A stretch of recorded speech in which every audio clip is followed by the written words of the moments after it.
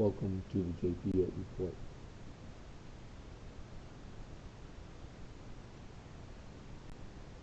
Good morning, this is James Pierce, JP8 Report. Email address is jp8report@gmail.com. This is episode 10. I'm going to call this campaign slogans. Over the last few days with impeachment and everything else that's going on, people want to say you can't say this, you can't say that. So we're just going to go over a few things for this episode. And I've been involved in a few political campaigns in the last several years. As a matter of fact, I've been in 3 different campaigns. And there's a lot of talk with what's going on today and what's insightful and what's not. So let's start off with this one. I'm just going to go over who said what in the last several years in different campaigns. So we'll start off with the first one. Make America Great Again, 2016, and that was President Trump. And then we have Build Back Better, 2020. It's President Biden. People say he took that from someone. The Make America Great, I believe, was at one time used, I believe, by President Reagan. I'm not sure. I think it was.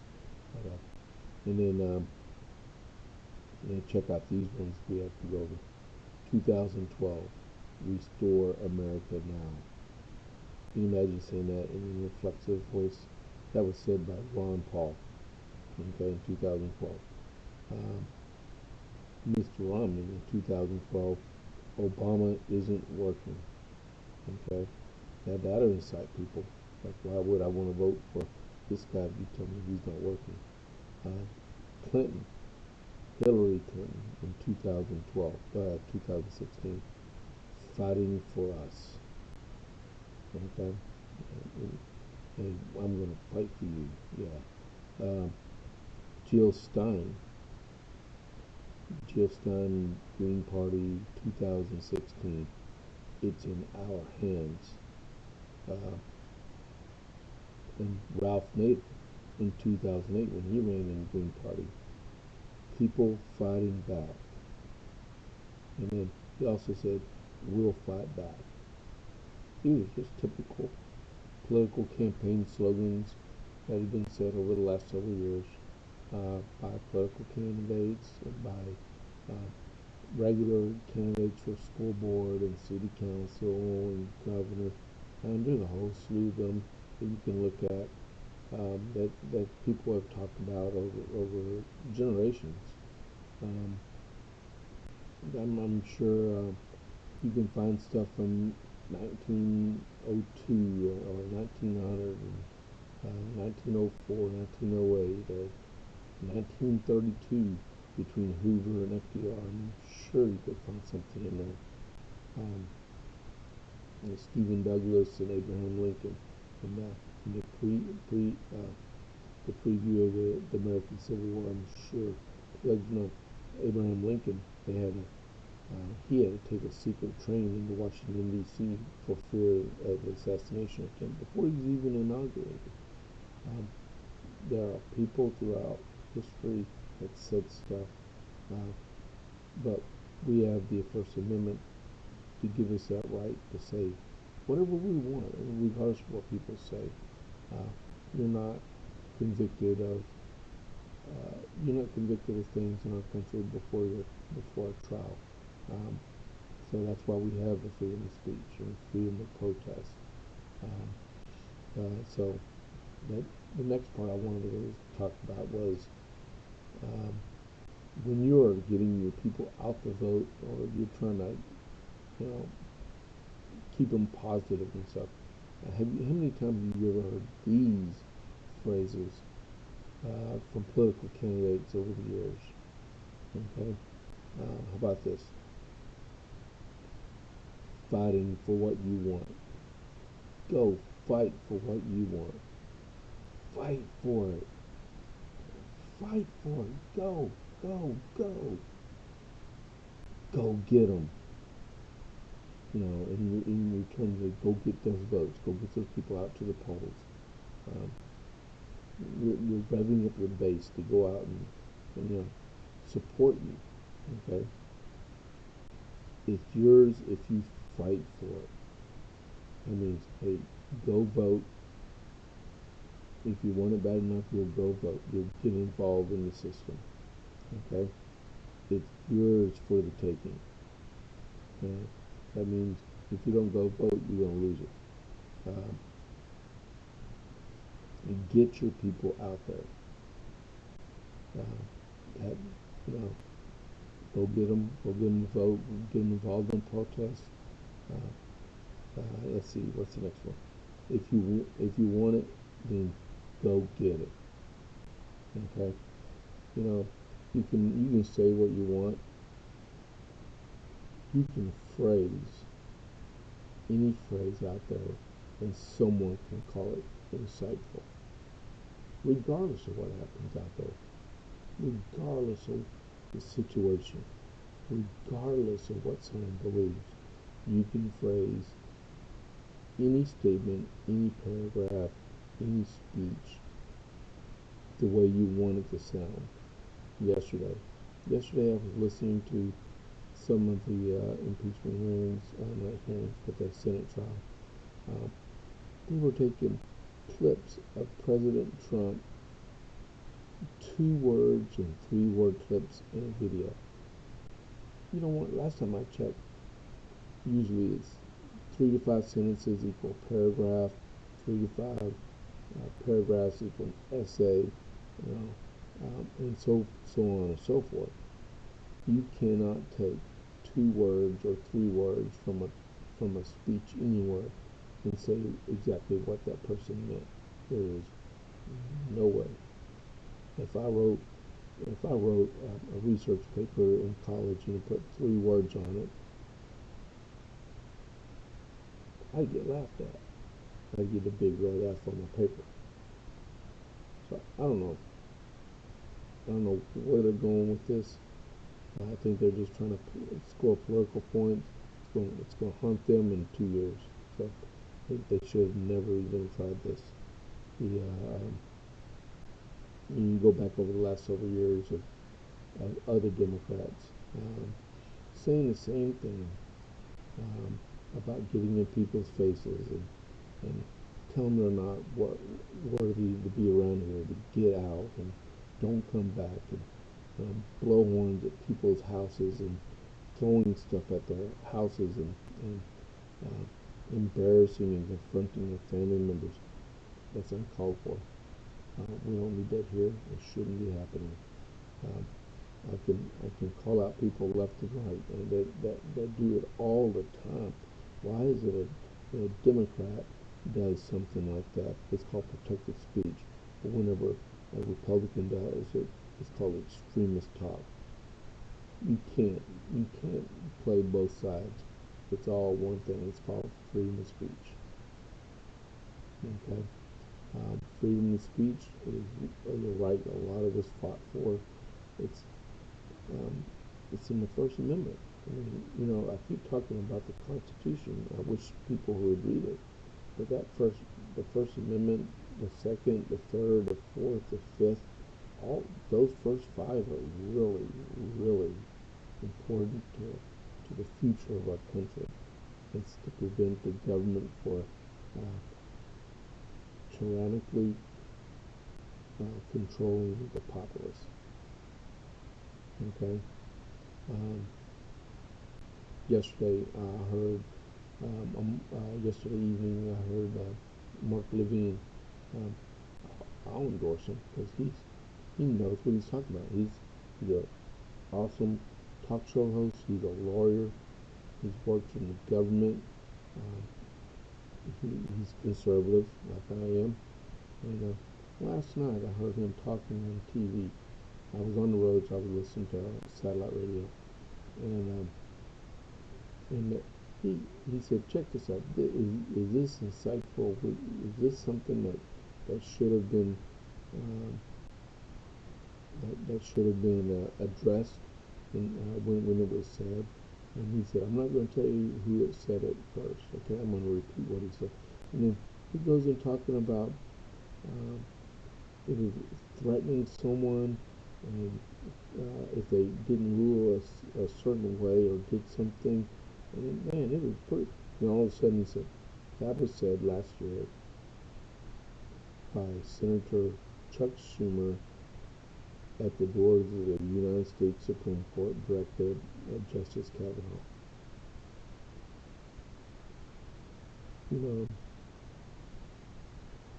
Schumer can talk a good game, but he is insightful as the rest of them. And Nancy Pelosi, she is no better. You can always talk about words and how they hurt. Last February, at President Trump's State of the Union, at the very end of it, she picked up his official campaign speech, which is a federal record because it was delivered to her, and she tore it in half. Why? Is that enough to rile up her base, or enough to rile up the base of the opposition party, which would be the Republicans at the time? People do things and they say things that sometimes they don't understand what they're doing, and then sometimes they really know what they're doing. Sometimes what Pelosi does, it's for political purposes to rile up her people, okay? But it ends up just turning up the fire in the base. See, there's another word, fire. Get that fire in your belly. Go out and get what you want. You can say anything you want that inspire a response. And people will take it the wrong way, and some people take it the right way. The best thing for us to do is, put this all behind us, because everyone's guilty. Every one of us that's ever ran for office has said something that someone could take a different way, or the wrong way in life. When you're in a sales meeting and you want to rile up your salespeople, go out and talk to customers and clients and get that sale. You don't want them to be going to a sale, be a Debbie Downer.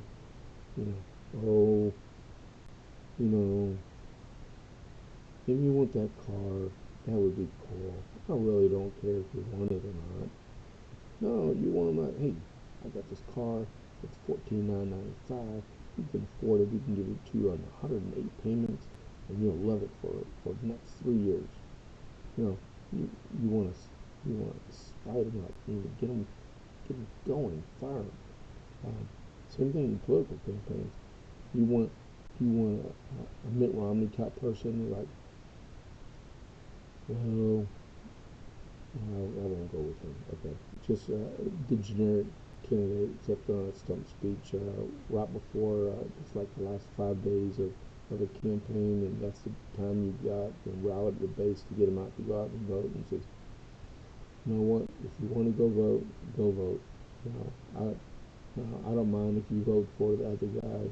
Just go vote. Do your civic duty. No. Time out, okay? Time out. You want people to actually, you want them go to the polls, go find your next door neighbor, put them in your car. If you're going to vote for me, get as many people out in your car and take them back to the polls, make phone calls, write letters. We can do this. Yeah, you want that. You just don't want people like, there's one day left to vote. I hope I can get 10 more people out there. No, you don't want that. You don't want that at all. I don't want politicians representing me like that in Congress. I don't want them on the campaign trail like that. Those are the wrong type of people. We do not need monotone. Well, I'm kind of monotone, but we don't want people like boring out there on the campaign trail that don't want that. They'll complain behind the keyboard, but when it's time to get out there in front of people and talk, they're like church mice. They're quiet. They ain't thing. They're gonna introvert themselves into their eggshells and not disturb anybody. You know, a lot of us are Americans. A lot of us, like me, you know, I served. I got 3 combat tours. I progressed a lot in life, and I broke out of that shell when I was like 20, about 21 years old. Uh, well, I learned real quick because when I was in my primary leadership development course, um, if I was going to be a leader, I had to learn how to march and command soldiers to march, or formations, and be able to talk to soldiers. You know, people don't want to do that. They just want to let it go into to the way they want to do it, and you know, they'll take care of me. I don't. Oh bother. And the Winnie the Pooh slogan here from Eeyore. Um, you know, get out there and fair is fair. You know, we do a lot in life. Life goes really fast. It's very short. A lot of us have learned in the last several months. Um, but this rhetoric, what they're doing in Congress with canceling everybody out for stuff they might have said in the past, you know, let it go. People say things, and you don't need to be uh, so thin-skinned. You need to get thick-skinned. Like, let it bounce right off of you, and you keep going. Okay. Or we can play the game where, you know, you can't do nothing if it offends everybody on the left or the right or front or behind you. And if it offends them, you can't say a word. You know what? At that point in time, we might as well just start writing everything down or signing it or whatever, or blink our eyes, learn Morse code again, because there's 330 million people in our country, and no matter what you say, you will offend somebody at some point in time, at some place, regardless. And it'll always be like that. Okay? We just,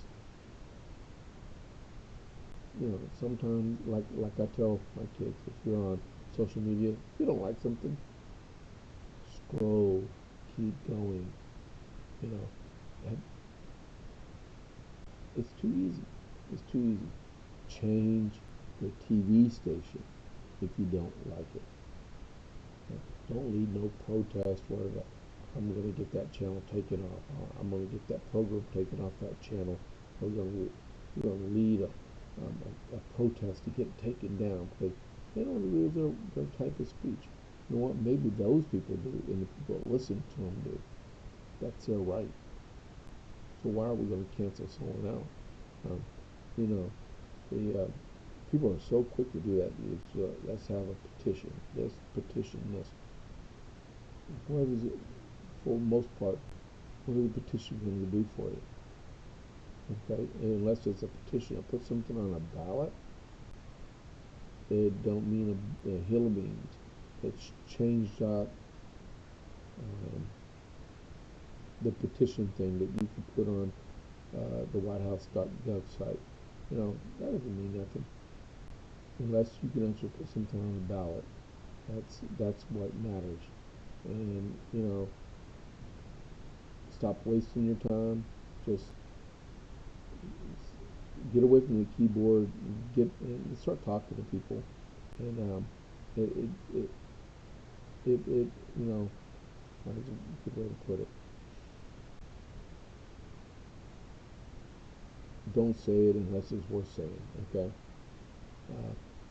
And don't beat people up. But you know, like what I was saying about these campaign slogans earlier, whatever you say is going to be taken in a wrong context from other people that's going on out there. So fight for what you want and fight for it and go get them. Oh wait, I'm sorry, I must have just offended a few people for saying that. But I tell you what, those campaign slogans have been used for generations. Okay, so that's my thought. That's episode 10 for campaign slogans and a little bit more besides that. check y'all later. This is James Pierce for the JP8 Report at jp8report@gmail.com. Check you later.